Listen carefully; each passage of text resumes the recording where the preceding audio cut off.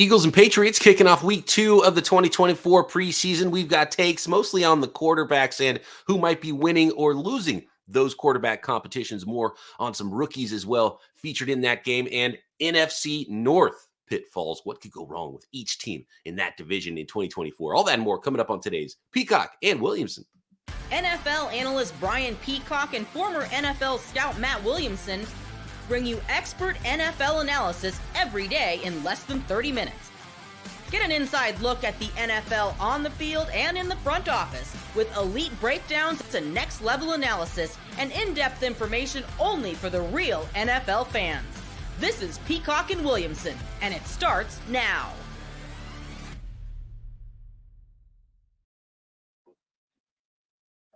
Welcome to the Peacock and Williamson NFL Show. Brian Peacock alongside Matt Williamson at BD Peacock at Williamson NFL. Thanks everybody for making us your first listen on the Locked On Podcast Network, your team every stinking day. We appreciate all of our everydayers out there, and we always love it when you hit that subscribe button. And something like 80%, Matt, it's kind of wild. 80% of even our everyday listeners don't even subscribe to the podcast, which is crazy to me. So yeah, hit that subscribe button so you know when there's a new episode of Peacock and Williamson. Whether it's on YouTube or wherever you are listening to this podcast, get subbed up. Today's episode of Peacock and Williamson is brought to you by Game Time. Download the Game Time app, create an account, and use code LOCKEDONNFL for $20 off your first purchase. Terms apply. All right, preseason takeaways. You never want to go too hard on preseason games. You don't want to go play by play, throw by throw scouting and say, "Oh, great throw, he wins." This is one game. This is a marathon for young quarterbacks, especially like Drake Maye of the New England Patriots. But I think the most interesting point was made post-game by Drake Maye's head coach of the New England Patriots, Drake Maye, who said, quote, "The competition isn't over," when asked about potentially if it's Drake Maye or Jacoby Brissett. And he also said, if Drake Maye is better than Jacoby, he'll start. So we got a true competition here, and that sounds like it's going to go into preseason week number 3, which means I think the rookie Drake Maye had an opportunity here to showcase, with the only game on a Thursday night, to showcase that he might actually be closer, because he hardly played at all. It was like one series worth, right, in the first preseason game. Now we got to see a little Jacoby Brissett threw a pick. He was 3 of 7 passing. Drake Maye was 6 of 11 passing, 47 yards. Looked pretty good out there for a rookie, and even scampered into the end zone using his legs as well for a touchdown there. So I thought it was a huge show for the rookie and Drake Maye to prove maybe he will be ready at some point in his rookie season. And who knows, Matt, maybe even week 1. Yeah, it is interesting because I've kind of thought this was a foregone conclusion. Brissett's a pro. I'm a Brissett fan. I think he's like as good a placeholder as there is right now in the league. They love him in the locker room. He's tough, but he's limited. He's not a great athlete, and we know what he is at this point. Now, I watched that game and thought, boy, is this O-line bad. But, okay. I mean, is that terrible for a rookie, or would you rather put the better athlete out there, which is definitely Maye, by the way. Maye's a very underrated athlete. To that point, and sorry to interrupt, there was that free rusher up the middle, and he was able to quickly find where he needed to go with the ball and contort his body to get it out. Yep. And that was impressive to me, not only to see it, to feel it, and to get the ball out, and it's not a negative play. Yeah, exactly. It's a great example of Brissett's not making that play. Brissett might have audibled out of it and saw the blitz coming that he didn't, or, who knows? Yep. I mean, he's a veteran, of course. But we saw a lot of Ramondre Stevenson. They just gave him money. I think that's going to be the plan, mix in some Gibson and make it a pretty quarterback-friendly offense. We know it's going to be a bad offense, but my worry with Maye originally was he has some of that hero ball in him. Could he fall into bad habits and try to put the Superman cape on before he should? But part of me thinks, hey, let's just start the clock now. And you mentioned it. I thought they made a mistake not playing him more in week 1. I would play him a lot the final preseason game as well. But I want to see him. I mean, he was my second favorite quarterback in this draft. I'm a believer. I do think there'll be ups and downs for sure, but he makes plays and he's my style of quarterback. So I wouldn't object to all being him the week 1 starter, I don't think.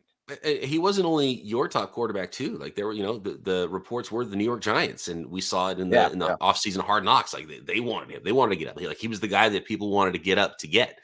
And so ended up being a New England Patriot. By the way, another rookie note, Javon Baker, he had one catch for 12 yards. I like that throw and catch, by the way, for that combination, May to Baker. Yep. I really am high on Baker. I think there's some other reasons why he ended up falling to what was like early fourth round, right? Is where Javon Baker ended up falling, or late third. But and real quick, I think there's value to May playing with Polk and Baker in meaningful snaps. Yeah, right. Get them ready there. Even if it doesn't happen a lot in the first half or at all in their rookie seasons. Yeah, building that rapport, because that's the future. Even if those are the number 2, number 3 receivers of the future, it is. They might sign T. Higgins or something, right? But I do like both rookies, Polk and Baker. But the thing I really liked about the 12-yard connection from May to Baker was, first of all, rookie quarterback. What's the timing? He got the ball out early in the break. Yeah. The throw over the linebackers underneath the coverage. He had to put a nice throw in there with timing. Good route from Polk, and that that dig route at the whatever 12. Yeah, he tackled right away. So about 12-yard route there on an in-breaking route with timing, middle of the field, lots of bodies. So just it's one play, but it's just show they're developing there. They've got So if you're a Patriots fan, you're not judging this season by wins and losses. You're judging this season by, okay, Drake Maye doesn't look like a disaster in his second preseason game. Cool. That's a good start. Looks pretty good too. That's cool. So positive vibes there, and we'll see if Drake Maye can actually wrangle this job away from Jacoby Brissett. I mean, if it's tied, you have to go to the rookie, right? Unless you think that your line is so bad, you might ruin the young kid. That would be exactly. Exactly. And to your point, I thought he looked very comfortable doing quarterbacky things. I said, getting in and out of the huddle, going through your progressions, layering his throws, like you mentioned. Like it wasn't just run around and be an athlete with your chicken with your head cut off. So I think that he's where you want to be. There's something weird about Drake Maye's delivery, though. It's like it can remind. He's right-handed, and my comp for him, and a lot of football fans might not remember what exactly Madison Bumgarner. 2014, they just had the 10-year anniversary of the 2014 World Series. Madison Bumgarner was the MVP. Madison Bumgarner had this crazy delivery. He's a big guy. He's a lefty, but he's like kind of long, and it's like there's something. I don't even have a good word for it, but there's something interesting about Drake Maye's delivery. I don't know. I'm not saying it's good or bad, but it looks a little bit different than some other guys. But clearly, talented guy and can sling the heck out of it. Tanner McKee is looking not only better, but a lot better than your guy Kenny Pickett for the Philadelphia Eagles. Now, Pickett's line wasn't bad, 11 of 13 passing for 67 yards, but McKee was slinging it all over the place and is probably going to win the backup job over Pickett.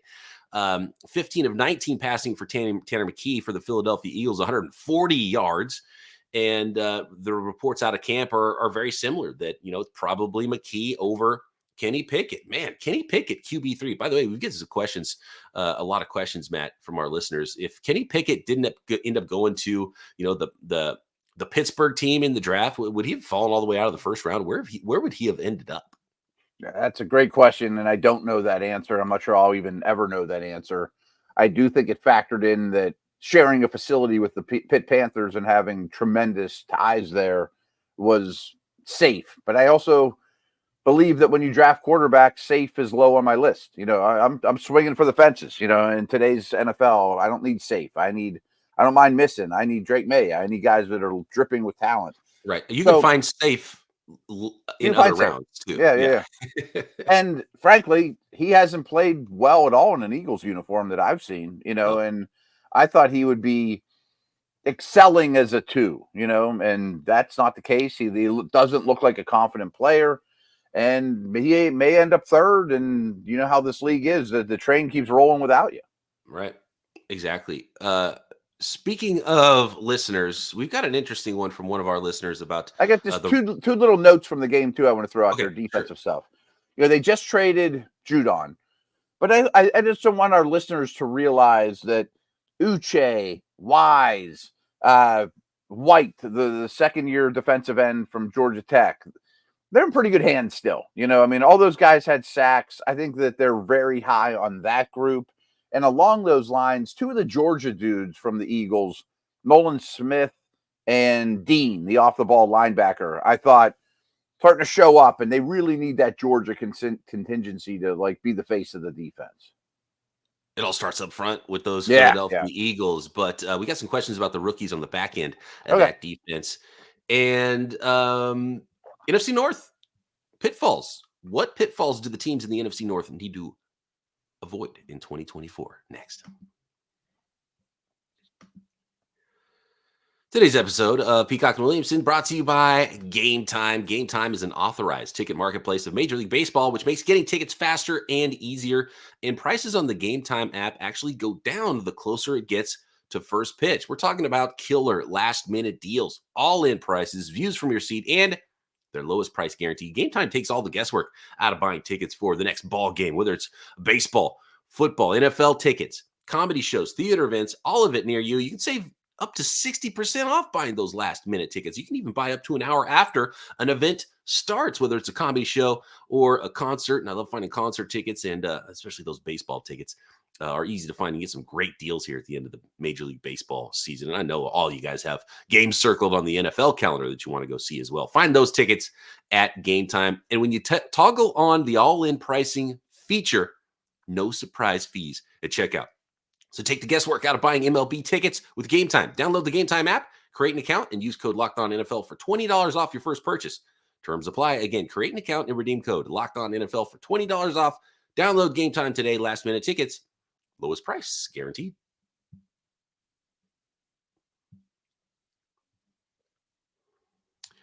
I want to go to our fantastic listenership here with this one, Matt. And I believe it is David who said this.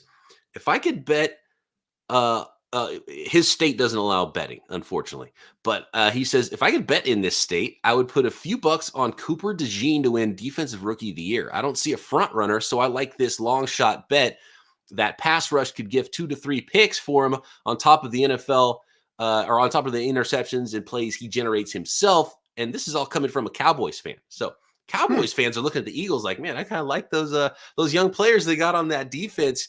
David, I think I'd probably save your money. And I know you go to FanDuel and you can get some really long shot odds on Cooper DeJean. I just don't know if there's a place right away for Cooper DeJean in that defense because it's looking like the first rounder, Quinyon Mitchell, is going to be the guy that's going to be in the slot. So Cooper DeJean might be that sixth DB that's kind of doesn't have a place to jump in right away, start at nickel or start outside or even start at safety. But, year 2 or maybe in the back end of year 1, he is an opportunity once Quinyon Mitchell moves outside full time. But right now it looks like Quinyon's going to be the number 3 guy because, you got Slay outside, you got some other players, and it's not done yet. And I do like Cooper DeJean, but that's quite a long shot. By the way, Latu is going to win Defensive Rookie of the Year. That guy's ready to play. He looks awesome in practice, in preseason. Beat me to it. Yeah. But it's not it won't pay off as well. But no. I'm still putting my money on Latu. He looks ridiculous. And, being a first round guy, it's just so much easier for a defensive lineman or a linebacker to collect stats than it is for a DB. Yeah. And to be honest, I did put my money on Latu like 2 days after the draft, so I got pretty long odds there. Well, not great. They weren't crazy, but he's the only one I put any money on. I think there's a great point, though, that this class is not loaded.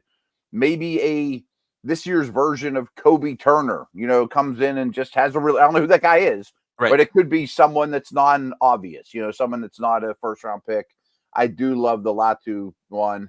I'm a DeJean fan. I considered him for the Steelers at 20. I think he's a really good football player. That style of rookie just has a really hard time winning the award. He'd have to have 6 picks and 3 sacks or pick 6. It's just hard to do, but I like the player. Yeah. And he's got competition in his own secondary from another rookie who was drafted a round earlier too. So, but I do love Cooper DeJean. I think he's gonna be a nice fit. Quinyon Mitchell looks fantastic as well for the Eagles. So it looks like some big hits for the Eagles on that defense. And obviously they got a bunch of talent in the front 7 as well. Any more notes? I got one thing that's kind of off topic that we didn't discuss, but you mentioned this was a Cowboys fan that was talking about DeJean and the Eagles. And you look at the Eagles and they've done all these moves and the Cowboys haven't. And I'm sure you're, a little jealous as a Cowboys fan. I cite Michael Lombardi's podcast often, and I have great respect for him. I love the way he came in the league, and I was listening to the latest episode. I just want to throw one thing out there to you and our listeners that I don't think it's discussed enough, and I haven't thought about this angle enough, is everyone's giving Jerry Jones a hard time. Why isn't Lamb signed? Why isn't Parsons signed? Why haven't you invested in Dak? And people don't give him as hard a time, but they also have not extended their head coach. Well, Lombardi threw this out there, and he said, I'm going to paraphrase, don't underestimate how much Jerry Jones was embarrassed in their last game last year. And Lombardi's co-host is also a Cowboys fan and said, I think that playoff loss was the worst loss in Cowboys history. I mean, and I hadn't thought about it, but I'm like, they don't have that many heartbreaking, Bills type losses. And they were big favorites at home. And the point is, does Jerry want to invest in losers? You know what I mean? Like, you guys lose the worst game in Cowboys history, and now you expect me to give you all contracts? No. And I hadn't thought of that angle. This is a show me year. Yeah, right. This is a year I'm where not rewarding you for that. Right. That's hard because you kind of got to do one of these deals before the season. That doesn't mean you can't let them all go. Right. It feels more Dak than anything as far as that goes. Like, Dak and the head guy. Are we spinning our wheels with Dak? $60 million a year. We're going to have to pay and are we going to have the same results every year? Yeah. And the head coach. Yeah. Jerry needs to keep some of his comments quiet though about not being in a hurry, and it's just it's not that hard.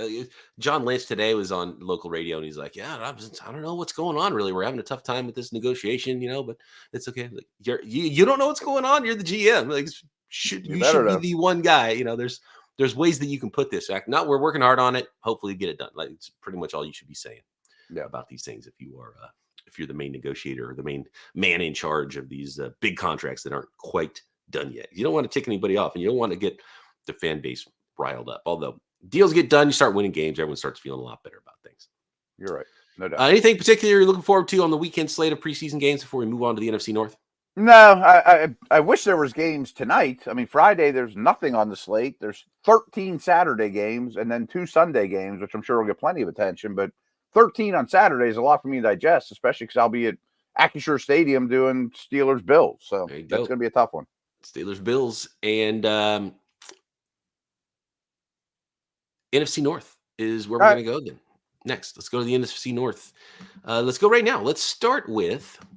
do one team in this segment? Well, do you want to start with the Minnesota Vikings, since they've I guess they're the most topical in the news most recently, and probably the team with the least amount of expectation to gain versus where they were last year, and maybe some expectation, outside their building. I'm sure they expect to win there, to even fall off from where they have been in the last few years. A retooling year with a rookie quarterback that now we know is not going to play at all. So it's the Sam Darnolds up there in the North. So the Minnesota Vikings with Sam Darnold all year as their starting quarterback. What is the pitfall? What's the thing that the Minnesota Vikings need to avoid? And if we did this last week, and I'm glad we didn't, we just said, well, don't ruin your young quarterback and get him hurt for the season.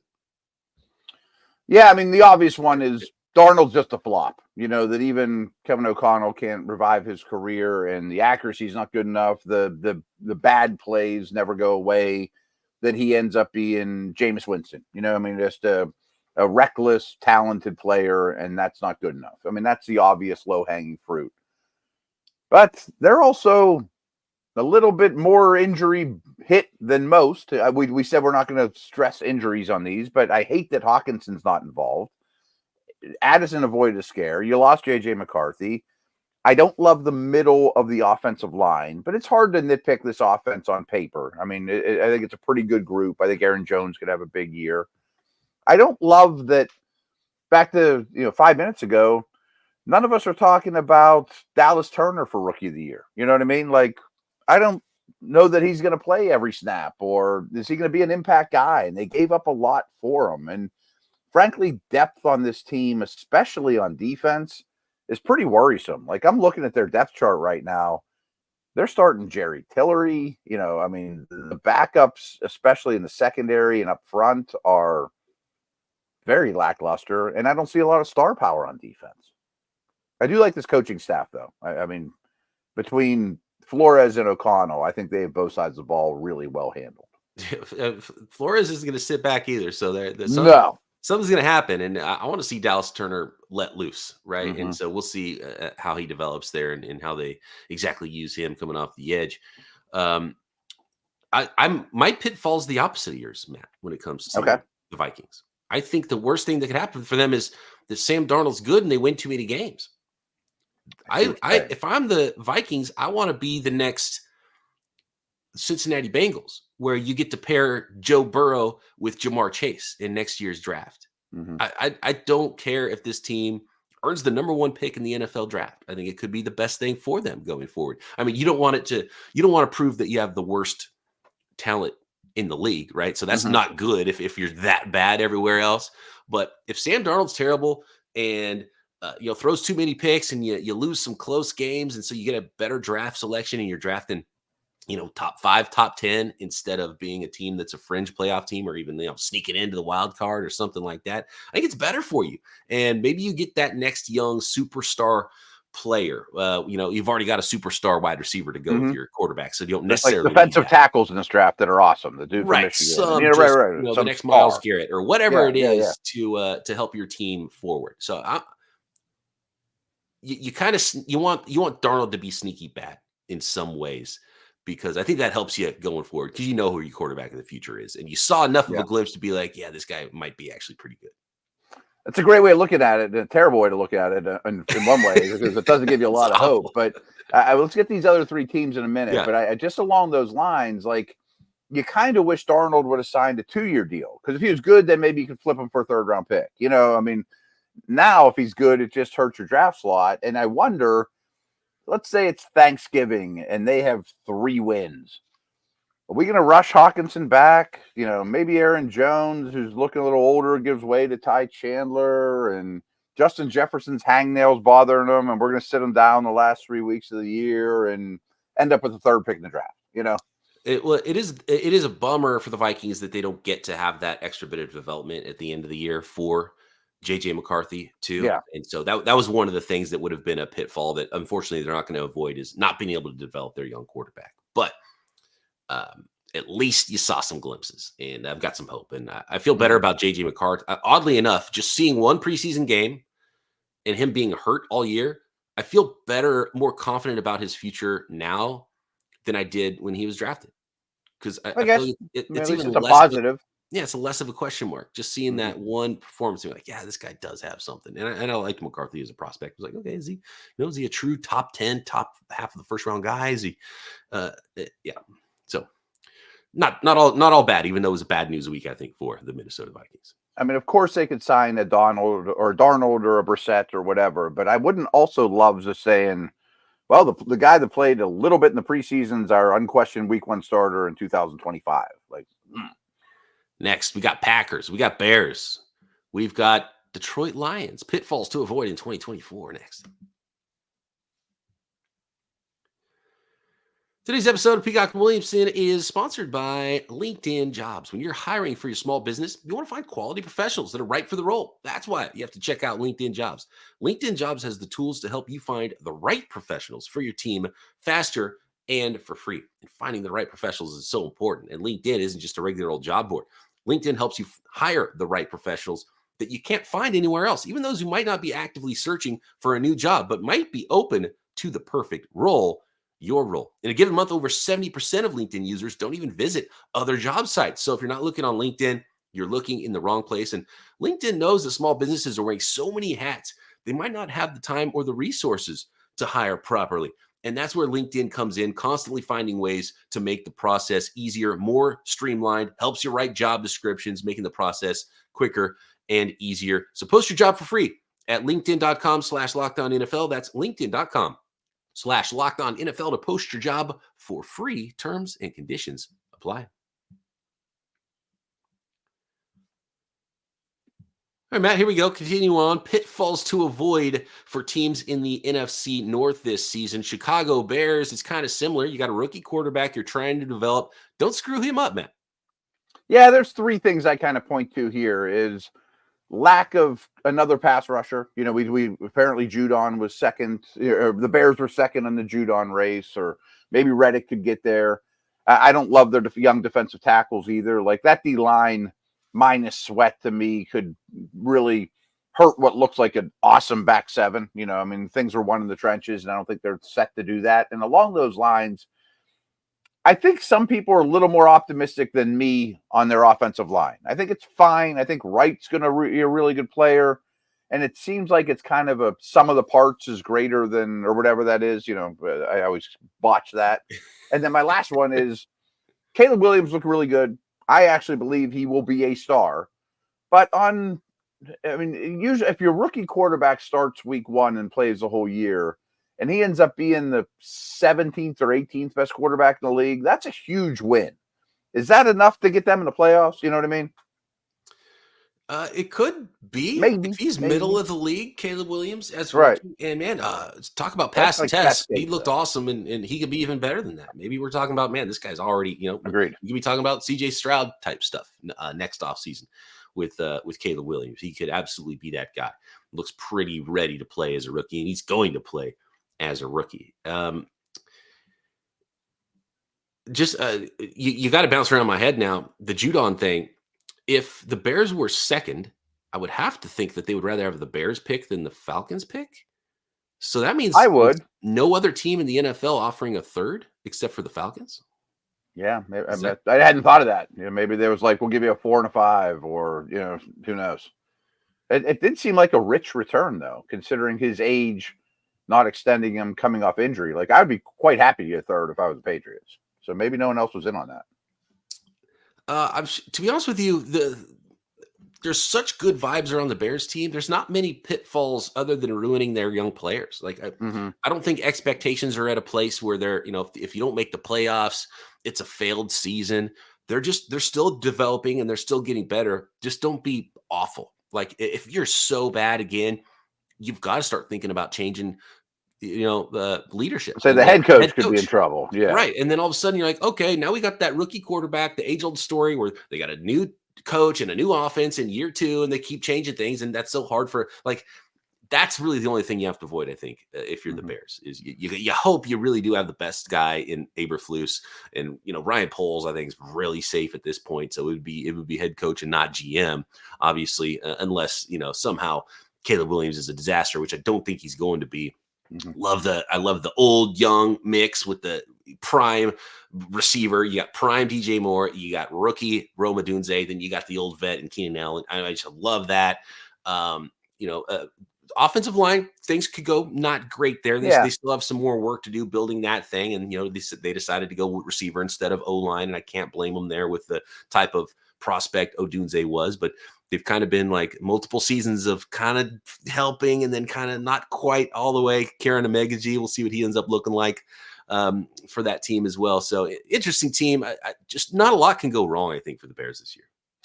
It would shock me if at this time next year we're still not optimistic. Might even be a different head coach, but I bet there's optimism around the team. They still have a ton of cap space. They're going to add more stuff.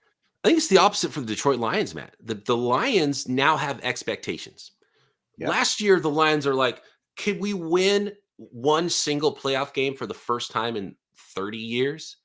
Now it's like expectation time. If the Lions do anything less than make the conference championship or even go further than they did last year, and if they don't make it to the Super Bowl, all of a sudden Lions fans are disappointed in that result. And as rough as they've had it, that's gutsy. I mean, they have to be jumping on their skin. I'm happy for them, but no one's had it rougher than the Lions fan. If you come in second in the division and lose in the wild card round, that's still so much better than it's been. I know, but it would feel it would probably hurt. Yeah, it would sting because I think expectations are high as probably any fan base in the league right now for the Lions for good reason. And I don't see a lot that could derail them. I mean, I don't love counting on rookie corners, and they drafted 2 really high, both of whom are dealing with injury. But they also added Dean, who's pretty darn good, and I think the defensive reinforcements are strong. The one spot that worries me is just like number 2 receiver. Like Jamison Williams to me is one of the more pivotal guys in this whole team, let alone if Amon-Ra St. Brown would happen to get hurt. You know what I mean? Like Laporta and St. Brown and Gibbs are fine weapons, but I'd love I wish Josh Reynolds was still there. I know that shouldn't matter, you know. The thing I love about having Gibbs and Laporta on a roster with St. Brown, I mean, they kind of all operate short to intermediate, middle of the field. So it's the outside guy that I'm worried about. But at least if something happens to Gibbs, and we saw him get banged up already, you're fine. You got a running back, and you got a tight end, and you got a wide receiver. The key is, though, does this offense start to stall out because they don't have that guy, and they still haven't been able to develop that guy? And Jameson Williams showed some more stuff, and it's clear he's not going to be a dynamic, every level of the field route runner. But can he be that dynamic outside guy to go with the heavily targeted players over the middle of the field? Khalifa Raymond, Jameson Williams, Donovan Peoples-Jones, whoever it is, can they get just consistent contributions from that player being the fourth, fifth option in the offense? It feels like they should be able to get that. But if Amon-Ra St. Brown gets hurt, then you start to get a little bit worried. And it would just be such a running back heavy, tight end heavy offense. Wouldn't shock me if their first round pick next year is a receiver that can really run. Yep, an outside guy. Yep. Love the Reader pickup. I think he's still on the PUP list, though, so got to get him back. I love that pickup. The defense has some obvious holes. They've addressed those holes with Reader, with Terrion Arnold, Ennis Rakestraw, but the development needed on the back end. It's not often that a rookie cornerback, especially a guy that's not like a top 5 draft pick, comes in and is like, cool, I'm going to shut everybody down now. So we'll see. I also think when you have the best offensive line in the league, your floor is higher than most teams or all teams. You know what I mean? Absolutely. So, the picture we drew, it's like, okay, we're still going to lean on you because we got the best offensive line in the NFL, and we're going to go ahead and stop us. You think we're one-dimensional? Okay, stop that dimension. Good luck. Not my. So I have two little ones for the Packers. Okay, what do you got for the Green Bay Packers to finish up the North? So I think we are all, myself included, assuming that the defensive coordinator change is going to be for the better, and all these first-round picks will finally be realized, and the scapegoat is gone. I'm not saying that he was a good coordinator. I mean, I know that he was much maligned. So we're all just assuming it'll be better with the coordinator on that side of the ball. And we're all just assuming on the offensive side of the ball that all these really exciting young players, including the quarterback, are just going to get better. That's how the world works. Unicorns and rainbows. Everybody gets better every year.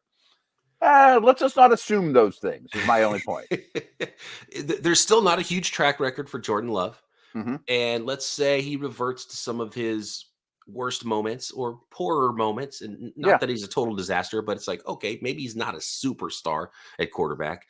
And then Christian Watson continues to get hurt. And you end up, okay, we got some decent 2-3 type receivers, but it's not dynamic anymore. And then, there's been a lot of musical chairs on the offensive line for the Green Bay Packers, which is something where, you got Jordan Morgan, the first round rookie coming in at guard, and you got Elton Jenkins, and I love Zach Tom and his versatility, but a lot of maybe Morgan's not a guard and maybe he's not a tackle,